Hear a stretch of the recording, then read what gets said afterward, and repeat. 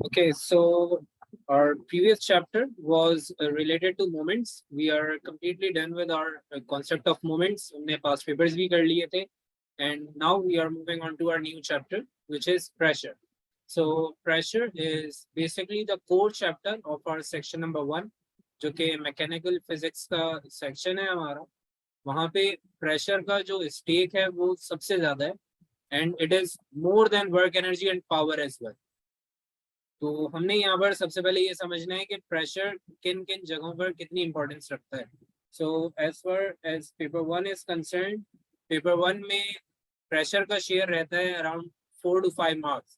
So you would see around 4 to 5 MCQs in each and every single year for pressure. Then for paper 2, pressure is having a good couple of questions, like about 10 marks for paper 2. और paper 4 में ये कभी कभार आ जाता है. It's not that often in paper 4, but over there as well it would have a good share of about 6 to 7 marks. Now moving forward, we now need to understand what is pressure itself. Like pressure क्या होता है? How would you define pressure? So can any one of you tell me what is pressure according to you, or what do you think of pressure? क्या होता है pressure? Yes, any idea?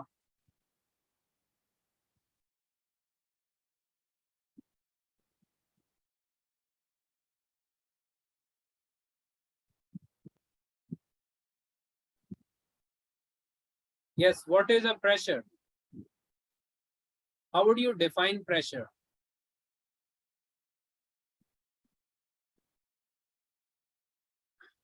Okay, so pressure is basically anything having some force onto it over a particular set of area. Like किसी एक particular area पे जब आप force apply करते हैं, so that is pressure. Like आपने एक particular कोई object लिया या कोई block लिया and you apply some force onto it, तो वहाँ पे आप जो force apply कर रहे हैं, that is termed as pressure. So you could say that it is the force applied per unit area. So whenever you are like being asked about pressure, कि क्या होता है pressure और कैसे बनता है, yes, Mina, we are on to a new chapter now. We did moments in our previous lecture, और Sunday वाली class जो है वो नहीं हो पाई थी. So we'll probably do our extra class maybe tomorrow or on Thursday. वो हम group पे discuss कर लेंगे as per our convenience. We'll do a extra class within this week inshallah. तो संडे को क्लास नहीं हो सकी थी, but before that we did moments. तो मोमेंट्स के पास पेपर्स भी कर लिए थे हमने. We did the homework of it as well. तो अब नया चैप्टर शुरू कर रहे हैं, विच इज इंशाल्लाह the last chapter of the section number 1, जो कि मैकेनिकल फिजिक्स है, which is pressure. And it is a very hefty chapter. Like इसमें बहुत सारे कॉन्सेप्ट्स हैं, इसका पेपर शेयर बहुत ज्यादा होता है, इंपॉर्टेंस बहुत ज्यादा है. तो प्रेशर से हमने स्टार्ट किया है. Pressure itself is the force being applied per unit area. किसी भी एक सर्टेन एरिया पे, किसी एक सर्टेन स्पेस पे आप जो फोर्स अप्लाई कर रहे होते हैं उसे प्रेशर कंसीडर करते हैं.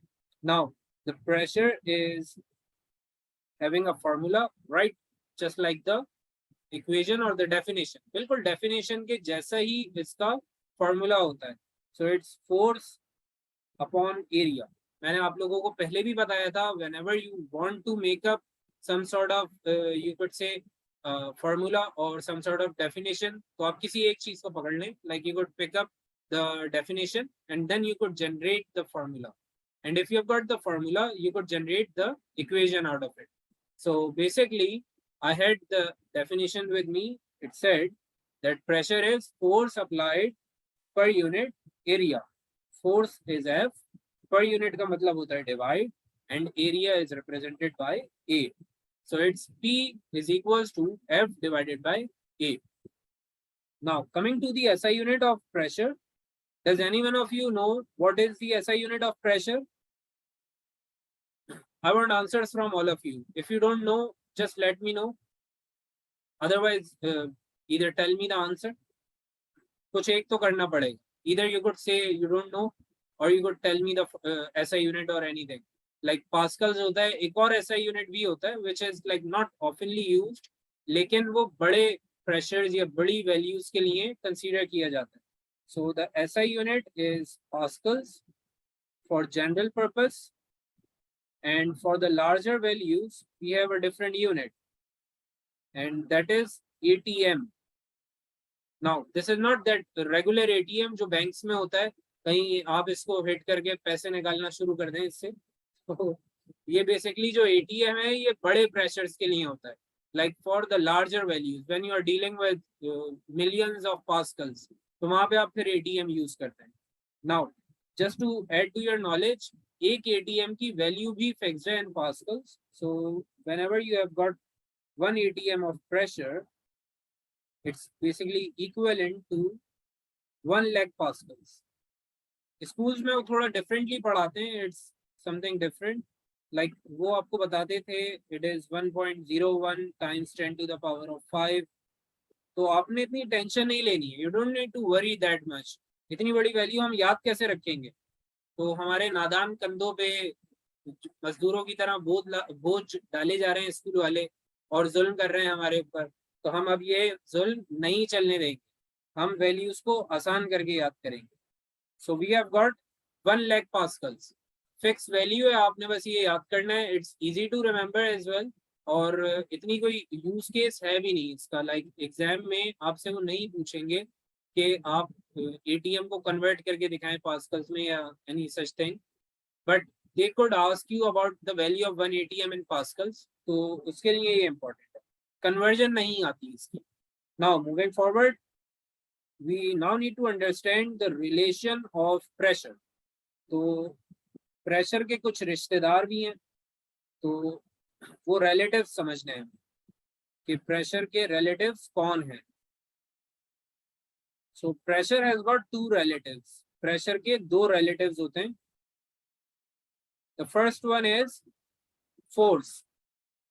The first one is force.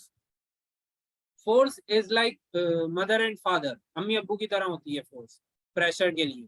So if you want to increase the pressure, आप force को बढ़ा देंगे. So force is directly related to pressure. तो जितना force increase होता जाएगा, वो अपने साथ pressure को भी increase करेगा. It would try to increase or lift up the pressure as well. So force is directly proportional to pressure. Now if we talk about the next relative, तो जो next relative हैं वो खतरनाक वाले हैं थोड़े से, and that is area. अब area भाई जो है हमारे, ये थोड़े खतरनाक relative हैं, और ये क्या करते हैं, ये प्रेशर के साथ इनवर्सली रिलेट होते हैं. सो if the area is increasing, area क्या चाहेगा, प्रेशर मुझ तक ना पहुंच सके, प्रेशर मेरे बराबर ना आ जाए. तो प्रेशर को क्या करेगा, लिफ्ट डाउन करने की कोशिश करेगा, पुल डाउन करने की कोशिश करेगा. So as the area increases the pressure would reduce. तो जितना आप एरिया को बढ़ाते जाओगे, जितना एरिया राइज होगा, उतना ही प्रेशर सप्रेस हो जाएगा. So area is inversely related to the pressure. Now the point here is कि इसके क्वेश्चंस कैसे आते हैं, how does the examiner assess this particular concept, तो ये हमें समझना है. So let's say if I have a ball and a bullet. Okay, pardon me on the spellings, थोड़ी सी इंग्लिश कमजोर है मेरी, मैंने बड़े खतरनाक स्कूल से पढ़ा है, तो मेरी इंग्लिश थोड़ी सी वीक रहती है. So we have a ball and a bullet, और हमने इन दोनों को पेयर्स करना है. We need to pierce them through a wall.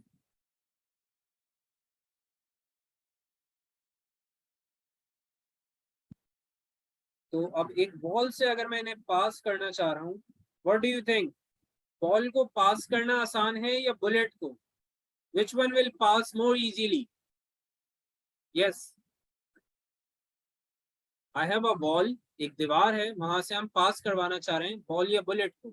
So it's of course easier for the bullet to pass through. अब यहाँ पर कुछ चीजें हैं समझने वाली. The ball is probably of this size and the bullet would be of this size. तो point यहाँ पर ये बनता है that since you are throwing the ball, आप बॉल को थ्रो कर रहे हैं, तो बॉल की जो फोर्स है वो ऑफ कोर्स कम होगी कंपेयर टू द बुलेट, क्योंकि बुलेट को गन से शॉट किया जा रहा है. तो आप देखें फोर्स में फर्क आ गया. The force of ball is lower and the force of bullet is much higher. Then come to the area. अब एरिया की बात करें अगर, so of course as you can see the ball has got a much larger area. आपने area को increase कर दिया है बहुत ज्यादा, while the bullet has a very smaller area. इसीलिए आपने देखा होगा बुलेट को कुछ इस डिजाइन में बनाया जाता है. It is created by a bleak end. पतला एंड रखा जाता है बहुत. Why is that so? To reduce the area, ताकि एरिया कम हो जाए. Now once we have got these two values on our side, आपने देखा कि भाई हमारे पास फोर्स रिड्यूस हो गई है और एरिया इंक्रीज हो गया है on the ball.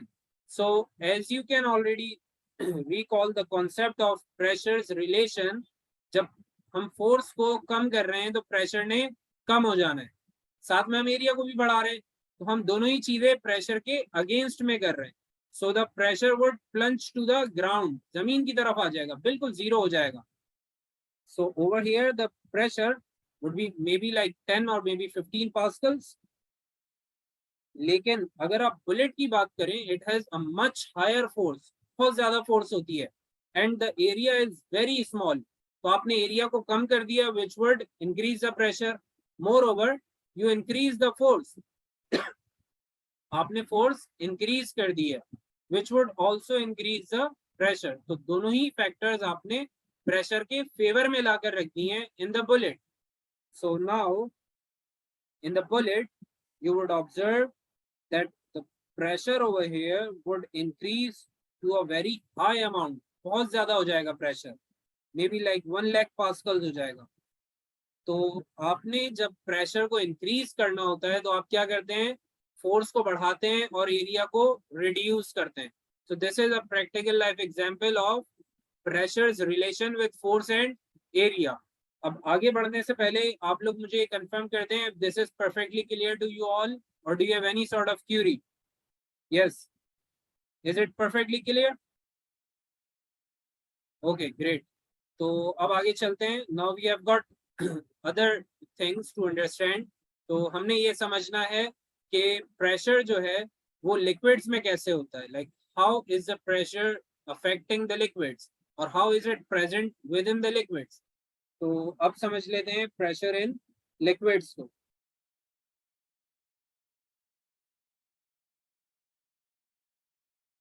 Can anyone of you recall the definition of pressure in liquid? किसी को डेफिनेशन याद है प्रेशर इन लिक्विड की?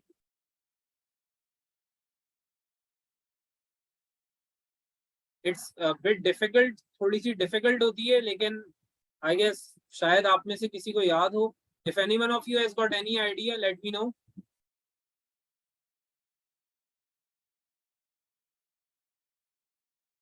ओके, सो आई थिंक सारे चैंपियन स्टूडेंट्स बैठे हुए, तो मैं खुद बता देता हूँ प्रेशर इन लिक्विड की definition. It is the force applied by particles of liquid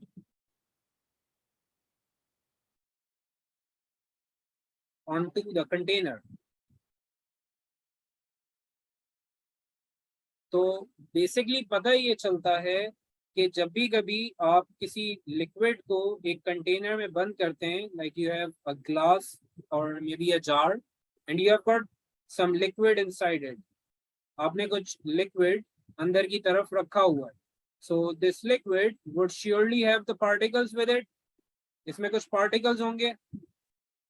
Those particles would bang onto the walls. वो जो कंटेनर की वॉल्स हैं उनके साथ हिट कर रहे होंगे continuously, on the right, on the left, on the bottom, और अगर टॉप है तो वहां पे भी हिट कर रहे होंगे. So basically the particles would continuously hit onto the walls और जब भी कभी आपके पार्टिकल्स वॉल पे हिट करते हैं, they would always make sure कि कुछ एक फोर्स अप्लाई करते रहें. They would try and apply some force on to the walls of container. तो जब भी आपके पार्टिकल्स यहाँ से उठ के like from the centre when they are going on to the corner, तो कॉर्नर पे जाते हुए कुछ फोर्स अप्लाई करेंगे. They would apply some force. Now the point here is that whenever you are applying some force onto the walls of container, you would surely observe some pressure. तो pressure in liquids क्या बनता है? It is the force of particles onto the container. तो आप जितनी force बढ़ाते जाएंगे उतने ही pressure की values को आप increase कर रहे होंगे. Now how can we increase this force? ये जो particles की force है इसको हम कैसे इंक्रीज कर सकते हैं? So basically the pressure in liquid depends upon a couple of factors. So it depends upon depth of the liquid, density and gravity. Now the point here is कि sir ये depth के साथ और density के साथ related क्यों है?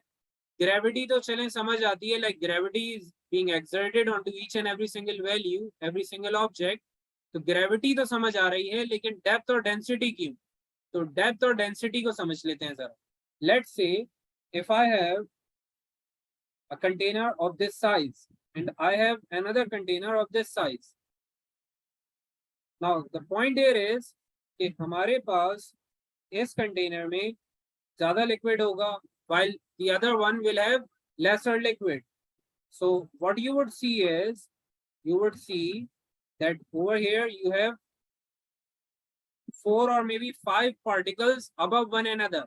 तो ये सारे particles एक दूसरे से एनर्जी ट्रांसमिट करते हुए नीचे की तरफ लेकर जाएंगे until they reach the last particle. और फिर वो लास्ट पार्टिकल सबकी एनर्जी को अपने पास एब्जॉर्ब करेगा and then it would hit to the ground. नीचे की तरफ हिट करने से पहले वो सब की एनर्जी को अपने अंदर एब्जॉर्ब कर लेगा. So whenever the depth has increased, the liquid would have more particles, और वो सारे पार्टिकल्स अपनी एनर्जी को कंबाइन करेंगे until that last particle hits with all of those forces. तो सारी फोर्सेस को कंबाइन करके हिट करेगा. So the force has increased by many fold. Now talking about this one, the one having lesser depth will have only, let's say, 2 particles. तो अब एक particle ने अपनी एनर्जी थोड़ी सी उठाकर नेक्स्ट पार्टिकल को दी है, और बेचारा नेक्स्ट पार्टिकल अपनी एनर्जी और लास्ट पार्टिकल की एनर्जी मर्ज करके जो भी थोड़ी बहुत एनर्जी थी वो लेकर यहाँ पर पहुंच जाएगा. So it would reach on to the other side.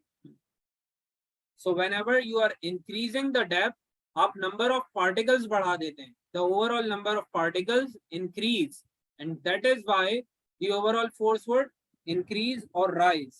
इसका concept कुछ ऐसे है that you will have more particles applying the force. So this particle would apply the force over here, फिर यहाँ से force जाएगी आगे की तरफ, and that continuous change of force or shifting of force would end up over here. आखिरी particle पे आके आपकी force बहुत ज्यादा हो चुकी होगी, because let's say each one is giving some portion of the force to the other one. तो जब next particle पर hit होता है तो ना सिर्फ अपनी force बल्कि last particle की force भी use की जाती है. So with that last particle standing over here, it would take up all the forces from the ones above.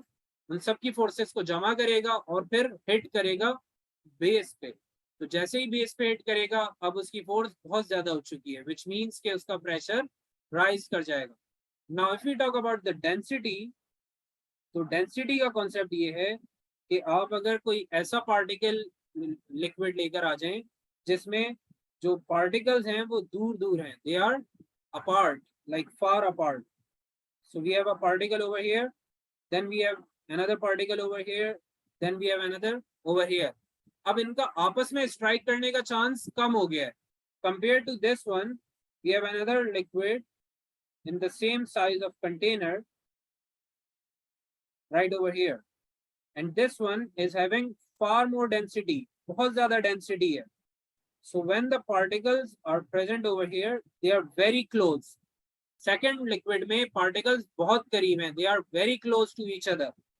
So now it is a very good chance that they will strike into one another. They would strike into one another और वो एक दूसरे की force को increase कर देंगे until they hit the container at the corner or at the base. तो जब नीचे की तरफ आप पार्टिकल पे एनर्जी ज्यादा ट्रांसमिट करेंगे तो आपका प्रेशर राइज कर जाएगा कंपेयर टू दिस वन, जहाँ पे स्ट्राइक करने के या कोलिजन के चांसेस ही बहुत लीग हैं, बहुत थोड़े हैं. So whenever you have higher density, this means you have got more particles. So more particles would result in greater amount of total force. तो इसीलिए हमें यह समझ में आता है कि प्रेशर इन लिक्विड डिपेंड करता है 3 फैक्टर्स पे: depth, density and gravity.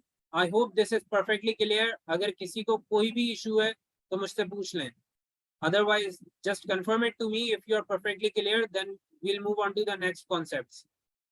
Yes, Husna, Mina, Amna, are you all perfectly clear? Yes, the number of particles striking into one another would reduce, of course. तो इसीलिए हमारा जो pressure है वो reduce हो जाता है. Yes, everyone is perfectly clear?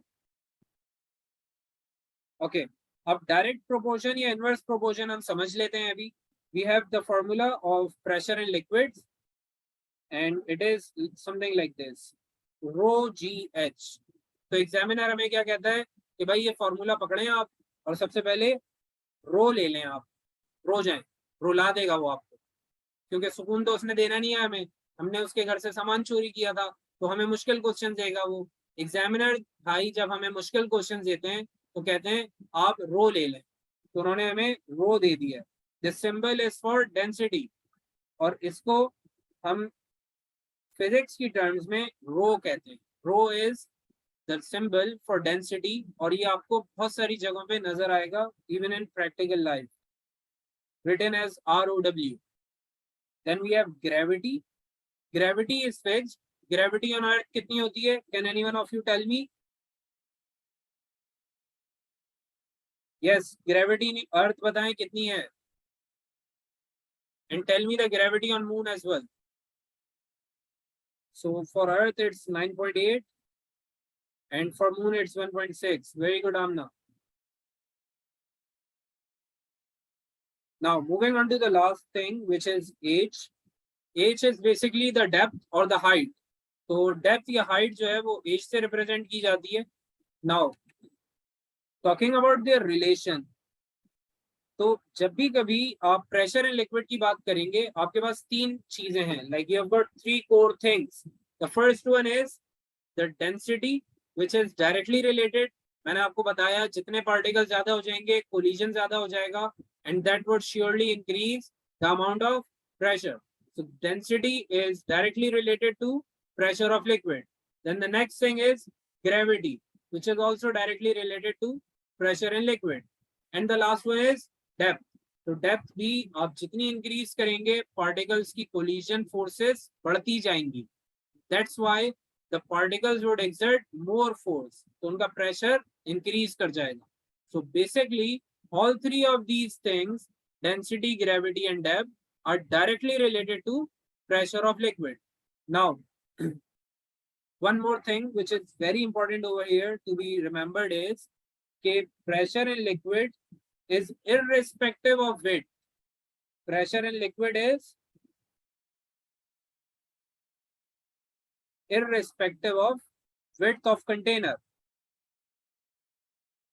तो कंटेनर की विड्थ कितनी है उससे प्रेशर को कोई फर्क नहीं पड़ता. It does not care about the width of the container.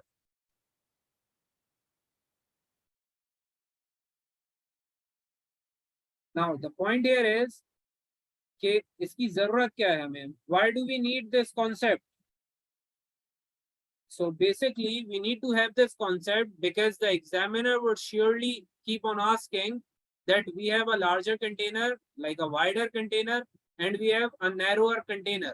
एक नैरो कंटेनर है और एक वाइड कंटेनर है. So what is the concept of pressure in these two? Like what could be the value of pressure in these two? Liquid same है, depth भी same है, gravity भी same है.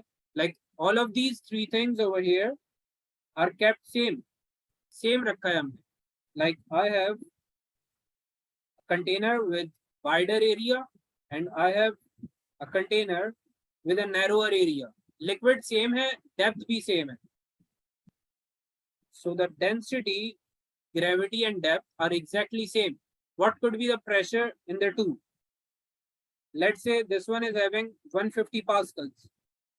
तो सेकंड वाले में प्रेशर कितना होगा ये पूछ लेते हैं एग्जामिनर आपसे. तो आपने बताना है कि pressure is irrespective of wait.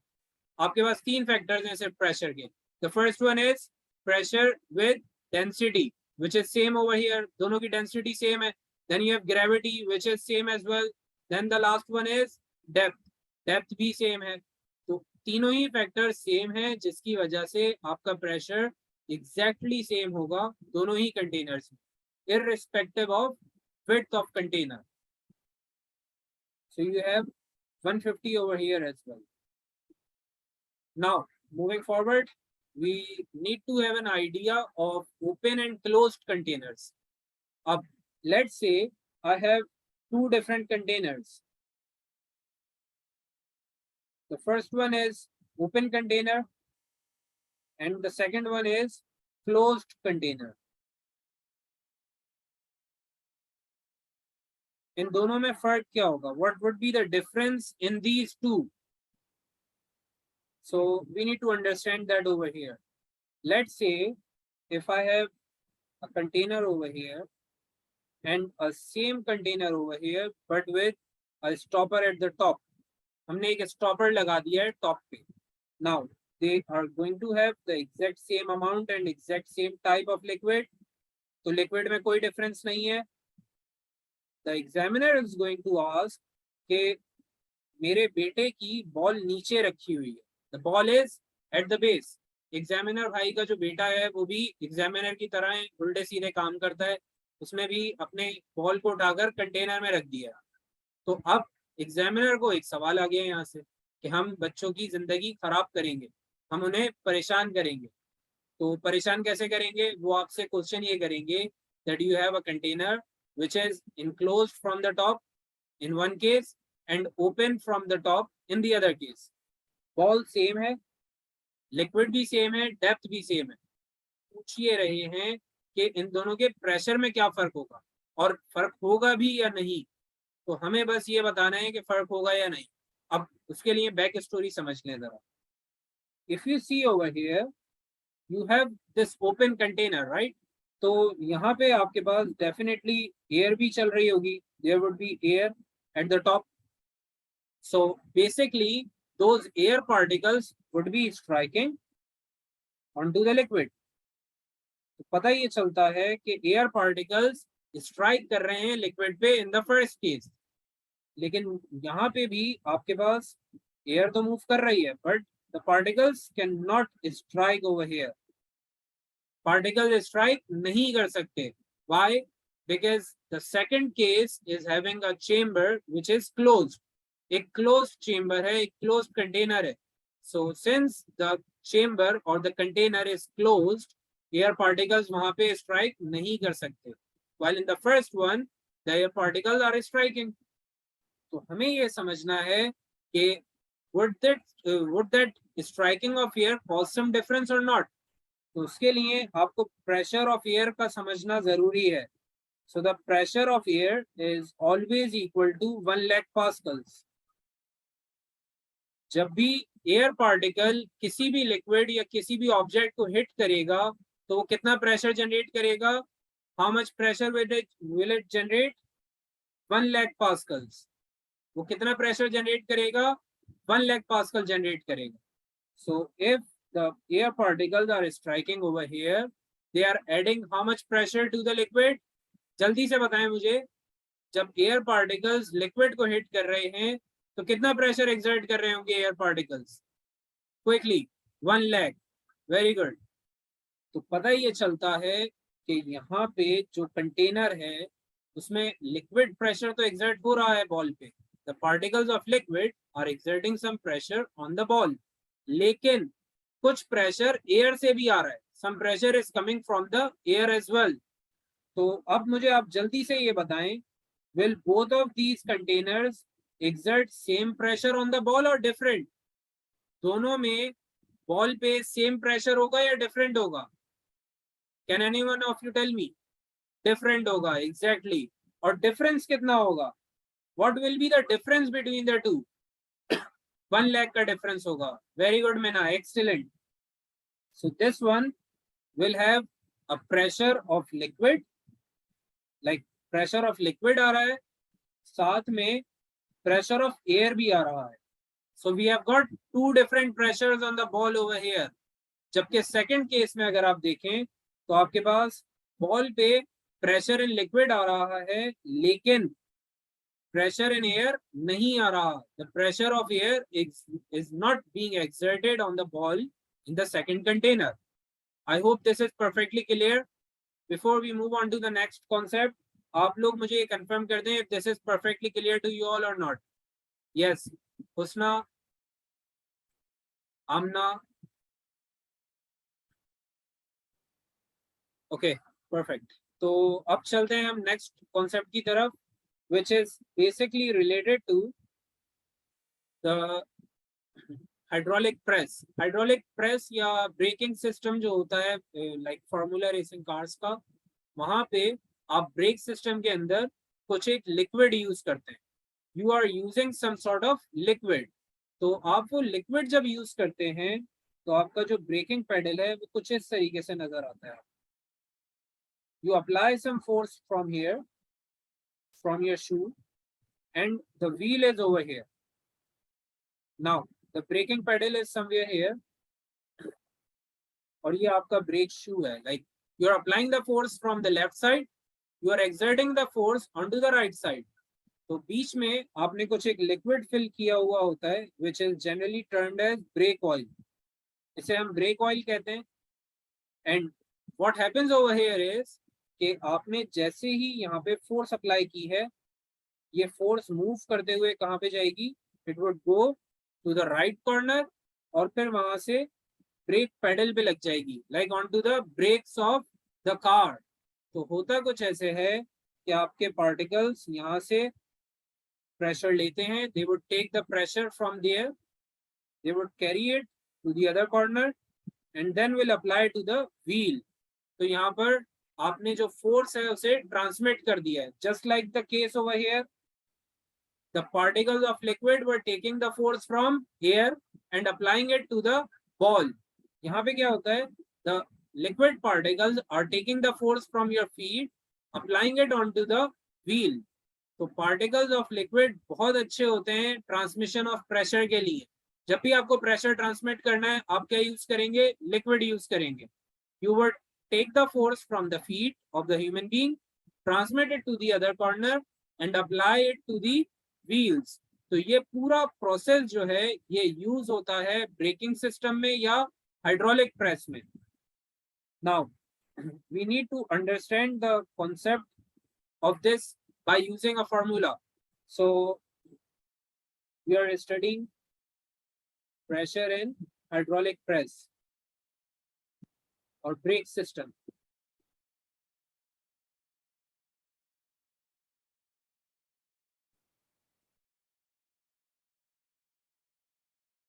So let's say if you are applying some force by the feet, आप अपने पैर से कुछ एक force apply कर रहे हैं onto the liquid. So you are applying some force and you are having some area as well. यहाँ पे कुछ area cover किया होगा आपने by your foot. तो आपके पास कुछ एक force भी है और area भी है. In the same way, on the opposite side, you are going to have some force onto the wheel. Liquid कुछ फोर्स लगा रहा होगा व्हील पे और वही फोर्स कुछ एरिया भी रखती होगी। It would have some area as well right over here. तो आपके पास दो पर्टिकुलर वैल्यूज आ गई हैं। You have got the force and area on the initial side and then force and area onto the final side. अब differentiate करने के लिए हम क्या कर देते हैं इसको, F1A1 and F2A2 हमने इनको नाम दे दिए। अब एक चीज जो हमने पढ़ी थी पहले वो ये थी कि आपके पास अगर दो कंटेनर्स हैं, if you have two different containers, तो प्रेशर सेम रहेगा लिक्विड्स में इररिस्पेक्टिव ऑफ देयर विड्थ। आपने एक कंटेनर को वाइड रखा है, एक कंटेनर को नैरो रखा है, will they have same pressure or not? Of course they will have same pressure. तो पता ये चलता है कि यहाँ पे एरिया कम है, जबकि ऑपोजिट साइड पे एरिया enlarge हो चुका है, the area has increased. But you would agree to my point कि आपने जो यहाँ पर एरिया रखा था वो सेम है, width में फर्क आ गया, like the width has changed, the liquid is same, the force being applied from the one side is different of course, दूसरे साइड पे force different होगी और एरिया में भी फर्क आ रहा है। So the liquid is same, the depth is same. तो दो चीजें जो हमने सेम रखी वो क्या है? The liquid का मतलब होता है density, the density is same and the depth is also same. Depth और लिक्विड का जो डेंसिटी है वो आपने सेम कर दिया, साथ में ग्रेविटी भी सेम अप्लाई हो रही होगी। Will they both have same amount of pressure or not? इनकी डेप्थ हमने सेम कर दी, इनकी डेंसिटी सेम कर दी, ग्रेविटी भी सेम कर दी है। We have got all three things exactly the same. Will they have equal pressure or not? Liquid pressure की बात हो रही है। Will they have equal pressure or not? Can any one of you tell me quickly? Exactly, we have got the same amount of pressure over here. हमारे पास तीनों चीजें same है, जिसकी वजह से मेरा जो प्रेशर है वो इक्वल होगा। Now the point here is कि अब because we have got the equal pressure, we can say that pressure 1 and pressure 2 are going to be exactly same. अब मेरे पास फॉर्मूला आ जाता है यहाँ से F1 over A1 is equals to F2 over A2. So this is the formula for pressure in hydraulic press and braking system. तो आपने तीन चीजों को यहाँ पर कंसीडर करना था। You need to consider the liquid, the depth and the gravity. All three of them are same. So the pressure on each side would be exactly same. और अब हम प्रेशर का फॉर्मूला दूसरा यूज कर रहे हैं, which is force upon area. The first one, if you remember, pressure का हमने जो पहला फॉर्मूला पढ़ा था बिल्कुल शुरू में क्लास में, that was force over area. अब क्वेश्चन ये बनता है कि सर आपने तो अभी लिक्विड का कॉन्सेप्ट पढ़ाया था, तो फिर हम प्रेशर दूसरा वाला क्यों यूज कर रहे हैं? Why are we not using rho GH? तो आपका जवाब ये है कि आप फोर्स अप्लाई किस पे कर रहे हैं। Are you applying some force on the liquid? Like tyre एक लिक्विड है या सॉलिड है? Of course it is a solid. तो आपके पास यहाँ पर जो टायर है which is receiving the pressure, और जो आपका फीट है which is delivering the pressure, जो सेंड कर रहा है। So the sender and the receiver both of them are solids. तो इसलिए हम फोर्स अपॉन एरिया यूज करेंगे, रो GH यूज नहीं करेंगे। If you don't understand any of this particular concept, आप मुझसे अभी पूछ लें, otherwise we are moving on to a relevant past paper question. तो जल्दी से मुझसे पूछ लें if you have got any query, otherwise I'll consider कि आप लोग चैंपियन हो गए। Okay, I'll explain this again. Look, what happens over here is कि आपने अपने फीट से कुछ फोर्स अप्लाई किया onto the liquid and that liquid is taking the force and applying it onto the wheel. अब liquid की आपने जो डेंसिटी है उसको चेंज नहीं किया है। On either side you have the same liquid, depth is also same and the gravity is same as well. तो आपके पास तीन चीजें हैं, you have got three things over here: liquid की density, liquid की depth और gravity. All three of them are same. So the pressure on either side would be exactly same. क्योंकि pressure in liquid तीन चीजों पे depend करता है, depth, density, gravity, तीनों ही सेम है तो प्रेशर भी सेम होगा। अब बात ये है कि हमने तो यहाँ पर सॉलिड्स पे प्रेशर अप्लाई करना है और सॉलिड से ही प्रेशर रिसीव करना है। तो रिसीवर कौन है? सॉलिड। और सेंडर कौन है? सॉलिड। तो अब बात ये है कि हमने तो यहाँ पर सॉलिड्स पे प्रेशर अप्लाई करना है और सॉलिड से ही प्रेशर रिसीव करना है। तो रिसीवर कौन है? सॉलिड। और सेंडर कौन है? सॉलिड। तो रिसीवर तो हम प्रेशर इन लिक्विड का फॉर्मूला यूज नहीं करेंगे. We will use the pressure formula for solids which was force upon area. तो हमने F1 over A1 equals to F2 over A2 का कॉन्सेप्ट यूज किया है, because the pressure on the initial side जो leg वाली side है and the pressure on the final side which is the side of ball और wheel, दोनों ही side पर आपका प्रेशर सेम है. So it's P1 is equal to P2. P जो प्रेशर है उसकी जगह पे मैंने फोर्स और एरिया लिख दिया है. So I have got a new formula. We don't need to go into the details of this derivation. हमें सिर्फ इसका कॉन्सेप्ट याद होना चाहिए, because we had a similar question in 2011. 2011 में एक बार एग्जामिनर ने पूछ लिया था, why are we considering the pressure to be same in a hydraulic press. हम सेम क्यों कंसीडर कर रहे हैं, तो आपने ये रीजन देना है. We are considering the pressure to be same because the liquid density is same, depth is same and gravity is same. सिर्फ ये कॉन्सेप्ट आपको पता होना चाहिए. डेरिवेशन का आइडिया होना ना होना इंपॉर्टेंट नहीं है. It's not part of our syllabus. तो आप फॉर्मूला को डायरेक्टली याद भी कर सकते हैं, but you need to be very aware of this particular concept जहाँ पे प्रेशर इन लिक्विड हम सेम प्रूव कर रहे हैं. Now, I hope this is now perfectly clear. अब हम आगे चलते हैं. We now move on to the next concept, and that is pressure in gases or atmospheric pressure. तो atmospheric pressure पहले समझेंगे, फिर हम next topic की तरफ जाएंगे. Okay, so atmospheric pressure is basically the pressure of atmosphere, as the name speaks. Atmospheric pressure क्या है? एटमॉस्फेयर का, आपकी जो सराउंडिंग है उसका प्रेशर एटमॉस्फेरिक प्रेशर होता है. So atmospheric pressure is basically the force और the pressure of air particles. It is the force of air particles onto the objects. Air particles onto the objects in contact.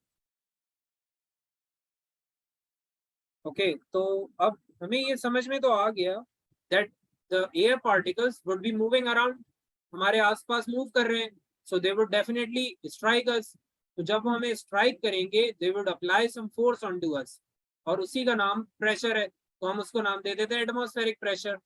तो ये सारी चीजें तो हमें समझ आ गई, लेकिन क्वेश्चन ये है कि सर एटमॉस्फेरिक प्रेशर चेंज होता है या नहीं, और इसकी वैल्यू कितनी होती है. तो आपका जवाब ये है कि जी बिल्कुल एटमॉस्फेरिक प्रेशर चेंज होता है, और इसकी वैल्यू होती है 1 lakh Pascal's.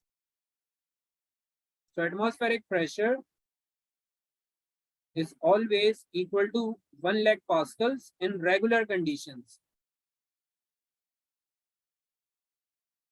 Now, does it change or not? Yes, of course it does change. और ये चेंज होता है एयर के साथ. जब भी कभी आप ऐसी जगह पे मूव करेंगे जहां पे एयर पार्टिकल्स कम है, आपको सफोकेशन फील हो रही है, तो वहां पे एयर की जो प्रेजेंस है वो रिड्यूस हो चुकी है. दिस मीन्स कि आपका जो एयर प्रेशर है वो भी कम हो गया है. This is perfectly common sense. आप जब भी कहीं पे पार्टिकल्स को कम कर देंगे तो उनकी फोर्स कम हो जाएगी या ज्यादा? ऑफ कोर्स फोर्स कम हो जाएगी, क्योंकि पार्टिकल्स कम स्ट्राइक कर रहे हैं, तो फोर्स कम हो चुकी है, विच मीन्स कि आपका प्रेशर भी रिड्यूस कर चुका है. It has reduced. तो एटमॉस्फेरिक प्रेशर एयर पार्टिकल्स के रिलेशन में चल रहा होता है.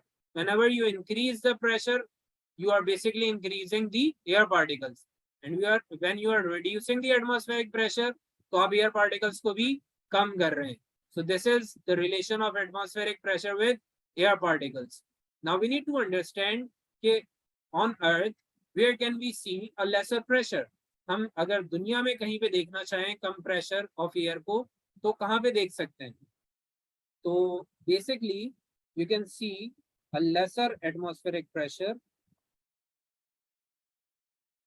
on Mount Everest. A lesser atmospheric pressure can be seen on Mount Everest. और ये स्पेसिफिक वैल्यू के साथ कम नहीं होता है, like it's not like the way कि ये 90,000 हो जाएगा, ये 80,000 पास्कल्स हो जाएगा, it's not specific, it depends on the weather, on the climate and everything. तो एटमॉस्फेरिक प्रेशर कम करने के लिए आपको हाइट पे जाना पड़ता है। As you move on to the higher heights, आपका जो एयर पार्टिकल का अमाउंट है वो रिड्यूस हो जाएगा, that would certainly reduce your atmospheric pressure. अब वैक्यूम में एटमॉस्फेरिक प्रेशर होगा या नहीं? तो vacuum is basically a place which is devoid of any particle, जिसमें कोई पार्टिकल नहीं होता, it does not have air, तो वहां पे एटमॉस्फेरिक प्रेशर कितना हो जाएगा? 0 हो जाएगा। And as you have got no atmospheric pressure, तो एक जनरल नॉलेज बता देता हूँ मैं आपको। जनरल नॉलेज पॉइंट ये है कि जब एटमॉस्फेरिक प्रेशर अगर किसी सिनेरियो में 0 हो जाए तो आपकी जो बॉडी है वो बर्स्ट हो जाएगी, इट वुड बर्स्ट। क्यों? क्योंकि आपकी बॉडी में naturally the god has fixed some particular nature के वो खुद ब खुद 1 लाख पास्कल्स जनरेट कर रही होती है। The body is generating 1 lakh pascals outwards, तो आपकी बॉडी के अंदर से 1 लाख पास्कल जनरेट हो रहा है and the air is applying 1 lakh pascal as well. तो बाहर से 1 लाख पास्कल लग रहा है, अंदर से भी 1 लाख पास्कल अप्लाई हो रहा है, so they are cancelling out each other. अब आप मुझे ये बताएं कि अगर मैं बाहर से 1 लाख पास्कल्स खत्म कर दूं, if I remove that 1 lakh pascals from outside, what will happen? अंदर वाला जो 1 लाख पास्कल है वो आपकी बॉडी को बर्स्ट कर देगा लाइक अ बलून, तो आप बलून की तरह बर्स्ट हो जाएंगे। So that is our body is nature. इसीलिए जो लोग मून पे जाते हैं और those who go on to space missions outer space में, वो स्पेस शटल से जब भी बाहर निकलते हैं तो वो स्पेशल एस्ट्रोनॉमिकल सूट्स पहनकर जाते हैं। तो एस्ट्रोनॉट्स के कुछ स्पेशल सूट्स होते हैं जो 1 लाख पास्कल्स अप्लाई करके रखते हैं बॉडी पे, otherwise the astronaut would burst into pieces. तो ये एक जनरल नॉलेज का कॉन्सेप्ट था। हमने एटमॉस्फेरिक प्रेशर के जो बेसिक कॉन्सेप्ट्स हैं वो कवर कर लिए हैं। We are now moving on to the pressure in gases, लेकिन वो हम नेक्स्ट क्लास में कवर कर लेंगे। आज के लिए इसको इतना ही रखते हैं। But before leaving just confirm it to me if this is perfectly clear. जितना भी हमने आज कवर किया है, was it all clear to you all, or do you have any sort of query? Yes, Amna, Husna. Okay, so assuming that you all are perfectly clear, हम आज के लिए फिर इतना ही रखते हैं। And now we will continue on the next class, और एक extra class होगी इंशाल्लाह, probably tomorrow or day after tomorrow. I'll just let you all know in the group. So see you then. Take care. Allah Hafiz.